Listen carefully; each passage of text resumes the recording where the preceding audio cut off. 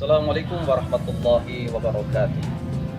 Alhamdulillahirabbil alamin wa bihi nasta'inu ala umuri dunya waddin wa ala alihi washabihi ajma'in. Allah Ta'ala fil Qur'anil Karim a'udzu billahi minasyaitonir rajim. Ya ayyuhalladzina amanu taqullaha wal tanzur nafsum ma qaddamat lighad wattaqullaha innallaha khabirun bima ta'malun. Wa qala Nabi sallallahu alaihi wasallam man ahya sunnati faqad ahabani wa man ahabbani kana ma'i. Sahabat fillah yang rahmat Allah Subhanahu wa taala. Marilah kita tidak jenuh-jenuhnya untuk bersyukur kepada Allah Subhanahu wa taala yang telah begitu banyak memberikan nikmat kepada kita. Dan nikmat yang paling agung adalah nikmat iman dan Islam. Dan nikmat yang hari ini kita sedang rasakan adalah hidangan Ramadan, di mana kita sekarang masih berkesempatan oleh Allah Subhanahu wa taala untuk menikmati Ramadan. Meskipun keadaan sekarang ini berbeda dengan Ramadan yang lalu. Namun demikian, sebagai orang beriman, apapun keadaan itu akan menjadi baik. Sahabat fillah yang rahmati Allah Subhanahu wa taala. Memang hidup ini adalah kumpulan dari berbagai macam permasalahan. Hidup ini adalah berbagai macam problema. Maka orang yang hidup pastilah ada masalah. Maka kalau kita tanya kepada siapapun, adakah orang yang tidak punya masalah? Pasti semua punya masalah.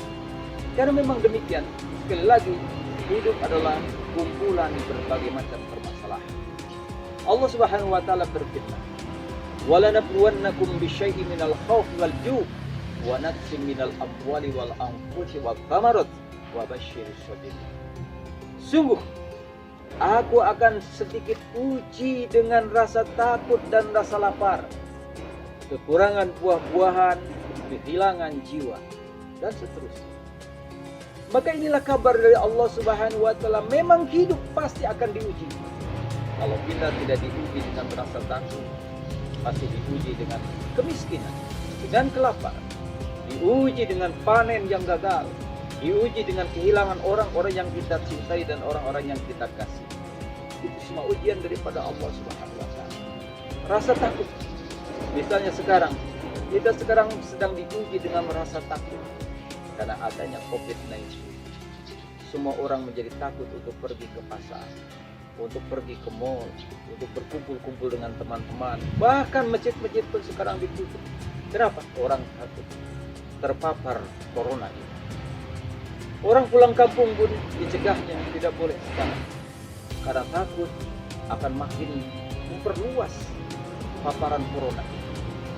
Namun demikian, rasa takut ini bagi orang beriman hendaklah dijadikan nilai yang baik bagi kita. Takut yang tidak berlebih-lebihan, karena tidak ada yang paling menakutkan ketika seorang hamba tidak menyembah Allah Subhanahu wa taala. Ketika seorang hamba tidak lagi mau taat kepada Allah, itu yang paling musibah, paling menakutkan sekali. Karena ada orang begitu takutnya dengan corona, tapi begitu dia sudah bertahun-tahun tidak sholat, bahkan Ramadan tidak berpuasa, dia tidak takut. Maka hati-hati, karena ini musibah yang paling besar. Maka sekali lagi, rasa takut boleh, tapi jangan pergi. Kemudian yang kedua, ada orang yang diuji dengan kekurangan harta, dengan kemiskinan. Maka satu-satunya kunci daripada semua itu adalah bersabar kepada Allah Subhanahu wa taala. Yang kedua, ada yang diuji dengan kekurangan buah-buahan, hasil panennya merugi atau tidak dapat panen sama sekali. Ada juga yang diuji dengan kehilangan jiwa, diambilnya orang-orang terkasih, diambilnya orang-orang tersayang daripada kehidupannya, maka dia akan bersedih.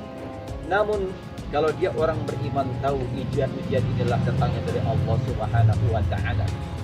Maka kata Allah Subhanahu wa taala, orang yang diuji diberikan kabar gembira oleh Allah. Wa basyiris sabirin. Berilah kabar gembira bagi orang-orang yang bersabar. Siapakah orang yang bersabar itu? Alladzina idza asabatkum musibah qalu inna lillahi wa inna ilaihi raji'un.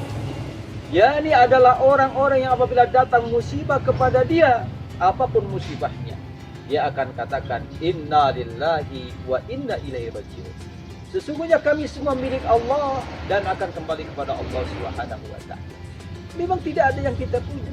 Harta bukan punya kita, jabatan bukan punya kita, kemuliaan bukan punya kita, anak istri kita bukan punya kita, bahkan nyawa dalam diri kita pun bukan punya kita. Hanya pinjaman dari Allah Subhanahu wa Ta'ala. Maka orang beriman apabila diambil, dia akan rela, dia akan ribut, dia akan ikhlas. Kenapa? Orang yang bersabar itu kelak akan diganti dengan yang lebih baik di sisi Allah Subhanahu wa Ta'ala. Sekali lagi, memang dunia tempat permasalahan. Dunia bukan tempat untuk kita mencari nyaman. Dunia bukan tempat kita mencari kebahagiaan. Tidak akan mencukupi dunia untuk membahagiakan kita. Tapi nanti kebahagiaan kita akan temui di akhirat. Kita akan temui nanti setelah kita mati. Maka hidup yang sebentar ini nanti akan dibalas dengan kebahagiaan yang selama-lamanya. Khalidina fiha. Sobat fillah yang dirahmati Allah Subhanahu wa Ta'ala. Jadi kuncinya dalam hidup ini adalah sabar. Sabar dan tawakal. Serahkan semuanya kepada Allah. Selesaikan masalah bersama Allah Subhanahu wa Ta'ala. Karena kita tidak punya kemampuan apapun. Kita tidak punya akal yang cukup. Kita tidak punya kemandirian yang cukup. Kita tidak punya tenaga yang cukup untuk menyelesaikan masalah kita. Tapi kalau kita bersandar kepada Allah, mohon petunjuk Allah Subhanahu wa Ta'ala, insyaallah Allah akan maju daripada permasalahan kita. Karena selanjutnya daripada ayat tadi adalah setelah alladzina idza asabatuhum musibah qalu inna lillahi wa inna ilaihi raji'un, maka ulaika 'alaihim shalatu mir rabbihim warahmah wa ulaika humul muhtadun. Mereka itulah orang-orang yang sabar mendapat pujian dari Allah Subhanahu wa Ta'ala, mendapat salawat dari Allah, warahmah, dan mendapatkan kasih sayang daripada Allah. Dan selain itu, ulaika humul muhtadun, mereka itu adalah orang-orang yang mendapatkan petunjuk. Maknanya adalah orang-orang yang bersabar itu akan senantiasa ditunjuki oleh Allah Subhanahu wa Ta'ala, termasuk jalan keluar kita. Kalau kita bersabar, bersandar kepada Allah, maka Allah akan ilhamkan jalan-jalan untuk menyelesaikan permasalahan.